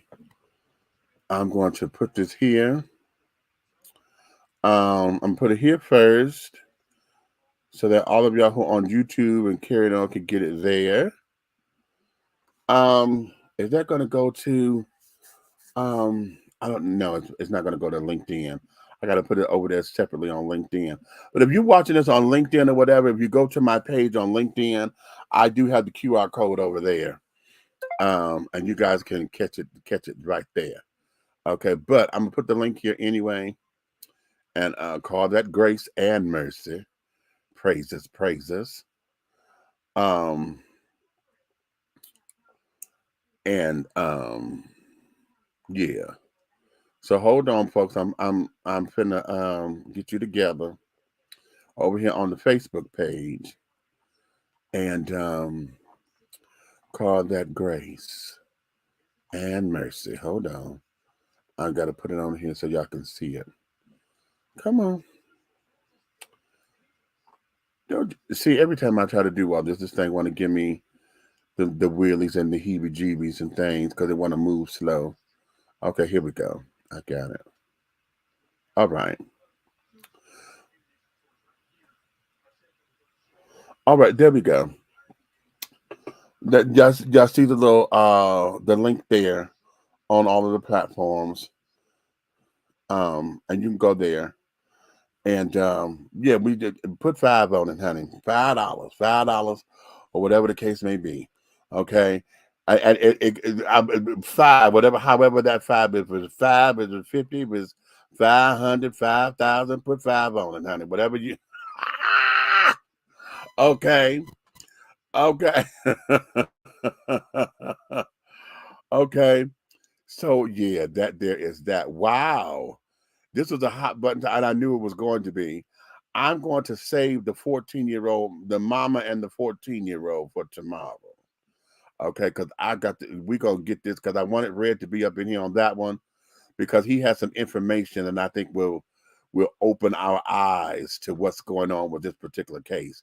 And especially now that they done went public talking about they're going to sue for unlawful arrest. That is mind-boggling. However, we're gonna hold off on that. That's going to be one of our anniversary discussions, because as I said before, honey, tomorrow being July 1st, honey, Dishing Tea with Big Meats turned 14. A teenager. Okay, we turn 14 tomorrow, so honey, I want to make sure that we're going to be up in here live and in living color, honey. Something is going on tomorrow. Oh, I know. There's a new restaurant that's open. They're doing a soft launch tomorrow, and I really want to go so I can go see the people. But most of their food on the menus is seafood, it's shellfish and carrying on. And no, okay, being in the unless I'm not sitting close to the kitchen, I can do it. They look like they're going to be upscale dining. So, you're going to have to, you have to come in and spend a little coin, honey. Because what I saw the plates being was like $30 a plate or whatever. That's a little steep, you know, looking at the menu and carrying on. So, yeah, you're going to come in there on a date night or whatever. Yeah, come in there looking to spend about $100 for that. So, they call themselves Party of 5 here in College Park on Virginia Avenue. So they're doing a soft launch tomorrow, but something else is going on tomorrow. But I want to definitely make sure that we're here so that we can celebrate our anniversary and stuff with you. And carrying on. So all of July is going to be anniversaries, celebrations, and carrying on. Y'all see the cash out there. If you want to donate for the radio show or whatever, just say happy anniversary, whatever the case may be. Y'all send the super chats over there in on YouTube or whatever. That's wonderful, and we appreciate all of it, honey. We thank you, we thank you, we thank you. And that be that. So without any further ado, what I'm going to do, I'm going to let you guys go home, or go home, get back into your world, honey. It is Friday night. You guys are probably trying to get ready. For those of you who are still clubbers and carrying on, you're getting ready to go out or whatever the case may be. Good for you. Be careful. Be safe. Stay out the heat. We got the heat going on. Listen. You got to stay hydrated, people. That's why I'm sitting up here drinking this stuff. I feel as though I haven't been today, and I know that's all I've been drinking is water. but my lips are still kind of dry to me. So I know I'm probably not as hydrated as I need to be. We have got to make sure we are drinking water. I know y'all love your Pepsi, you love your Coca-Cola, you love your Fago Red and whatever else. But babies, we got to have that water. I just asked somebody this on Facebook. I said, sweetheart, I know you love your Pepsi, but how many times or have you ever gone through where you drank the Pepsi and you know you was thirsty, but after you finish drinking, it feel as though your body still and you full, but you're still thirsty? That's because your body is craving water. You need the water. Okay. And here's something else that I want to get you guys into. I need you to go back to basics on this one. If you don't feel like drinking the water, get you a watermelon. Get a watermelon because the water in the watermelon will help keep you hydrated. Okay, that's why it is a perfect summer food. It keeps you hydrated. Okay, men, if you're going to eat watermelon, make sure you get the white part. That's where all the citrulline is, honey, for your nature, honey. That's God's natural Viagra, honey. Okay? So in the summertime, baby, we want to make sure that we keep all this together and keep your health together. I've got to do better because we got to take off 100 pounds, baby. Yeah, I'm saying 100 is it's 90 to get me up under 300, but it's 100 pounds if I want to get to where I want to be. So yeah, we got I've gained some weight and we got to get it up off of me, honey. So with that being said, listen, I'm not gonna go through the regular sign off the way that I do and carrying on. I'm just gonna say good night. Thank you for your love. If you love us, tell a friend, honey. If you hate us, tell all your motherfucking enemies then to come on in to like, subscribe, and to share and to come have fun with us, okay? Yeah, tomorrow we're 14. So we thank you for your love. We thank you for coming in and doing the thing with us, honey. Right now, I got to get out of this chair. I got to stretch my back out. I forgot to get my ice pack. They told me I need to keep some ice on my shoulders and stuff. And I forgot to get my ice pack, but I got one I can make.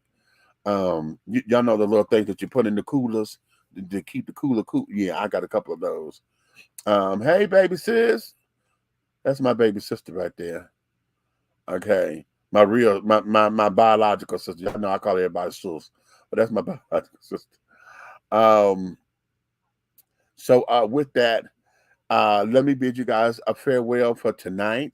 Again, tomorrow we're turning 14, honey. So I'm looking forward to that. So on that particular note, babies, good night. We'll see you guys soon.